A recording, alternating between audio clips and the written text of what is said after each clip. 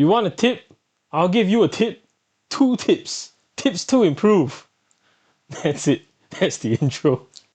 What up, fellas? This is the second episode of Tips to Improve. So without further ado, let's get into it. Tip number 3. How to build decks.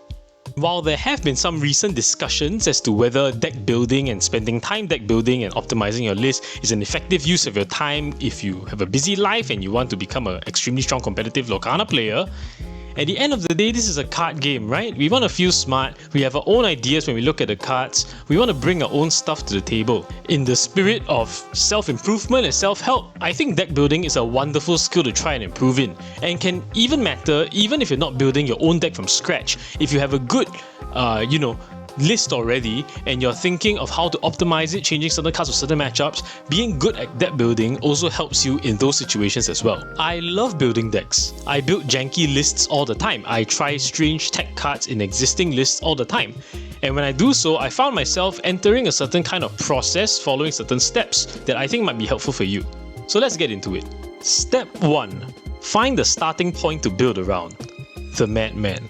If you wanted to build a deck, obviously something already has inspired you. It could be a particular interaction between certain cards, certain synergies, certain themes like princesses, racers, or it could just be something as simple as, I just want to play ward aggro. It could also be something as simple as, I've seen certain cards of a certain ink color play out well in a certain combination in a tournament that I've watched, and perhaps I want to try it with a different ink color because it has slightly different tools that might be good in a current meta game that I'm facing. Once you have your theme or your idea in mind, just go to the website or the deck building tool of your choosing, look through the card list and put in those cards that fit that theme and any other cards that might look synergistically worthwhile to go together with that theme. Just put in 4 copies of everything. You're a madman! You're able to cut these later in the subsequent steps of this process. But it's important to get all the potential ideas, good or bad, out here first, and you can filter them later on. Once you have all the possible ideas from your core concept into your draft deck list, then you're ready to go on to step 2, filling out the deck, the architect. So at this step, we need to start being a bit more technical and precise. We are an architect after all, and we need to ask ourselves as a starting point 2 key questions. Firstly, where does our deck lie on the speed versus value metric? These 2 things tend to be at tension with each other in deck building. If you're trying to go fast as hell, value be damned, you're going to give your opponent some cards and you hope that they can't convert them with the ink that they have to beat you. On the other hand, if your core game plan involves gathering a lot of value over your opponent by playing 2-for-1s card advantage wise yourself, or 2-for-1 your opponent by removing something while playing something at the same time, then of course these things tend to take some effort to set up. You're going to be slightly slower than a deck that's trying to go really fast. All decks lie somewhere along this line. Max speed, max value. So from the core that you have, you can kind of narrow it down to where along this spectrum am I relative to the other decks in the meta game that you're intending to be facing. The second key question you need to ask yourself is based on the answer of the first, where once you've identified where along the speed value spectrum your deck is, then you look at the core list of cards that you've already set out during the first step for the core synergies you want to develop, and you think, what is my deck lacking exactly? Is it lacking some ways to get faster because the deck is fairly expensive in cost? I'll need to play Ramp from Sapphire. Or is it lacking a way to deal with evasives? Or is it lacking removal? Or is it lacking a way to draw additional cards? Once you've identified what your deck is lacking, then go to Dreamborn, look up cards that are able to patch those holes and put copies of those cards into your deck in whatever number feels right to you. If you're unfamiliar with the card list to know what are the best cards to play for a certain effect that you want to have in your ink colors, then just go to Ink Decks, which is a website that hosts all the latest tournament decks. Look at the cards that other people are playing in their tournament lists. In tournaments, people tend to play the cards that are the most efficient or the best to do a certain thing. So look up your ink colors, see what are the popular cards, and maybe you can get some inspiration there. Once that's done, you basically have your deck complete. Just that it's probably going to be like 80 cards. I don't know about you, that's how my decks look when I complete them. So you need to find a way to cut them down to 60. An easy way to do that would be to look at the curve of the deck, as in how many cards are you playing at each ink cost, and try and reduce the numbers that look disproportionately high. If you're building something truly new and you don't know what cards are good or not, then you can consider just playing a bunch of tree-offs at first to at least try out as many different cards as possible. Last step, which is boring but important to make sure you at least have a functional list to try it out in some games, get your uninkable count in control. A safe number I like to look at is between 10 to 14 to 15, at least at the first draft. If your hand clunks up too much, then you can cut it down later. Once that's done, great! Now you have your 60, maybe 61, 62 card list. And now you're ready to play some games and optimize it from there, which is what step 3 is going to be. Iterate your deck list through playing games. The Carpenter. At this stage, don't think too much about the wins and losses, because your deck list is unlikely to be super tuned to the metagame. You're going to kick a beating pretty much. During the early games of a playtest, you need to think about a couple of things. The first thing is, does the deck's core concept even remotely work at all? And linked to that is, if you lose a lot, exactly why are you losing, and is it remediable based on what your deck's core concept is? To give an example of this thought process, I'm going to give you a bit of a story time. So after the success of Christian Schreihofer's Amber Amethyst list during their Enchanted tour, which I covered in another video, I thought Horseman Strikes and World's Greatest Criminal Mind, those could pair pretty well with Headless Horseman to just really hose Genie and Amethyst in general.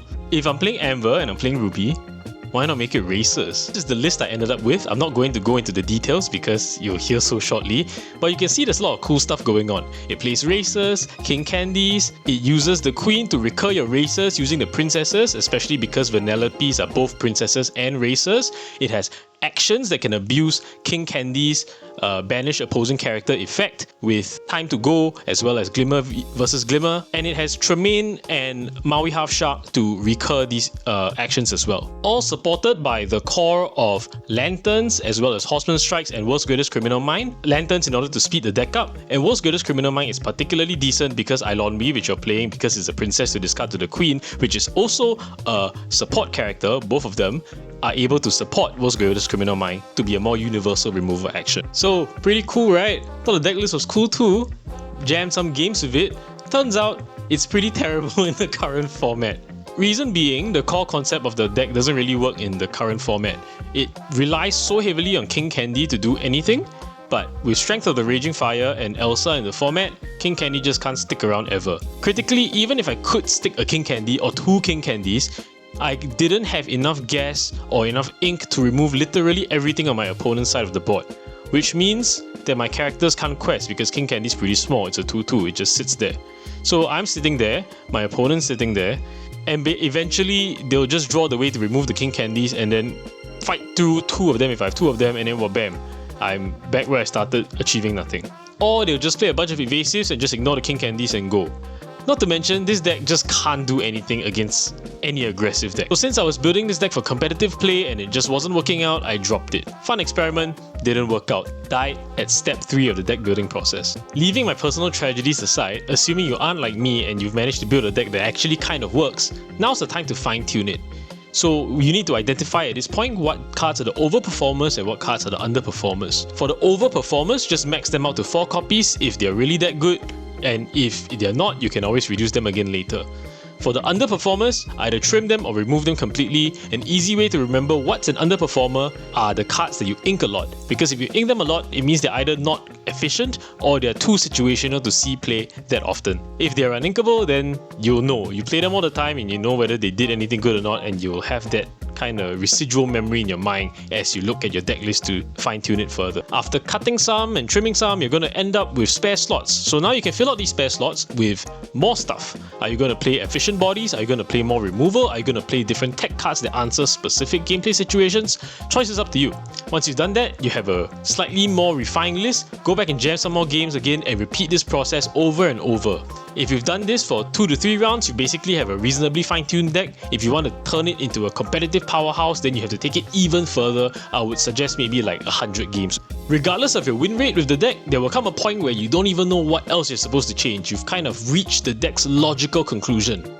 And now with that, we're done with step 3, iterating. We're going to be moving on to step 4. Is this deck even really worth playing? The Judge. So when it comes to judging the deck that you've settled on, you have to keep in mind what the goals of your deck are. Are you intending for it to be a fun thing to play on your weekly events? Are you intending for it to be a competitive monster or something that you can bring to a serious tournament? If you want it to just be something fun, then, you don't have to take it too seriously. You build something fun, just go and play it. Hopefully you enjoy it, and you enjoy it more because you built it. But if you want to play something competitive, you really have to ask yourself, is this worth playing? And in order to do that, you have to obviously think about the likely matchups you are going to face with the deck and how comfortable you are playing the matchups, as well as probably what the actual win percentages are. And secondly, the more critical question is, did I build a deck that is a worse version of something else that's already within the metagame? If your deck has the same matchups as Blurple, loses to the same matchups as Blurple, has problems with the same cards that Blurple has problems with, but does so less consistently or less powerfully, then why don't you just play Blurple, right? This problem comes up way more often than you might think, so you have to be really honest with yourself and with the deck that you've built. Compare it with other decks that are of a similar speed and see if it really brings anything additional to the table. I'll give you an example. During the Whispers in the Well Set 10 spoiler season, I was so enamored with Cinderella being played to ramp and sing Might Solve a Mystery so that you can find your Sapphire Coils, which enable your Headless Horseman, or you can also find Mushu's Rocket so you can enable your Maui Half Shark to recur your Might Solve a Mysteries again to draw more cards. I was so enamored that I went crazy testing with Ruby Sapphire. I went absolutely nuts. I tried everything. Belle, both the small one and the big one. Maurice's Machine, just to have an item to work with Maurice. Tamatoa, even though it was really difficult for me to get any items into my discard. Everything. So this is where I ended up with as the kind of like the final version of the list, which was only just like 2 weeks ago. And unfortunately, again, I think it's fairly optimized, but it doesn't work. Without getting into all of the details, it's just a deck that's worse at drawing cards than another Sapphire control deck like Blurple, but it's also less threat dense than Blurple or Saph Steel, which is maybe a closer comparison. This deck plays Maleficent, Saph Steel plays Headless Horseman. Because Headless Horseman costs 8, I think it's slightly better.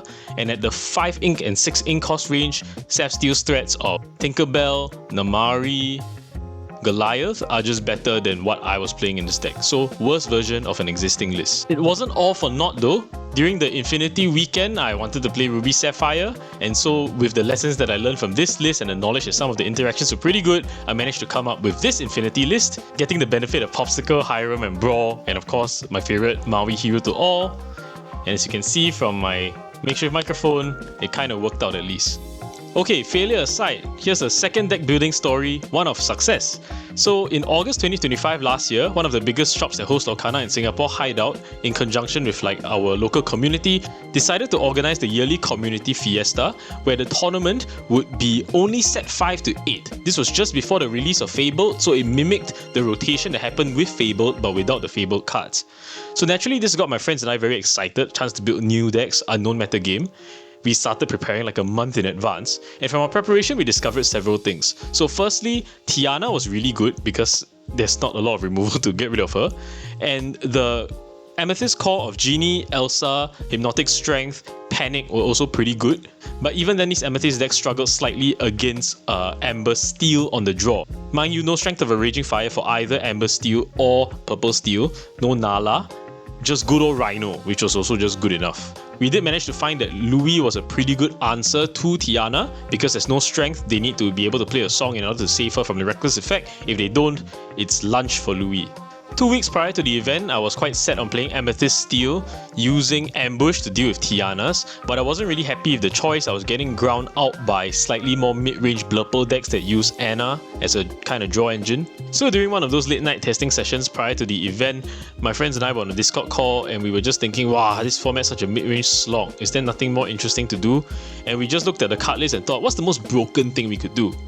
Well, we found it's probably to saying stop chaos in its tracks with a Clarabelle, because then you draw a bunch of cards. You can shift into the Clarabelle. You can also shift into Madame Gothel, both the small and the large, both of which also work really well with Clarabelle. You can also play Baymax because you can shift onto a Tipo, which you would want to do because you're ramping, and you get to play Louis to answer early Tianas or Daisy Ducks if those are a problem. And so a very early rough version of what is now commonly known as Baja Blast was born. We tested it a bunch, fine-tuned it a bunch, and found that there was really no other deck deck in this set 5 to 8 metagame that played anything like it. It was truly unique.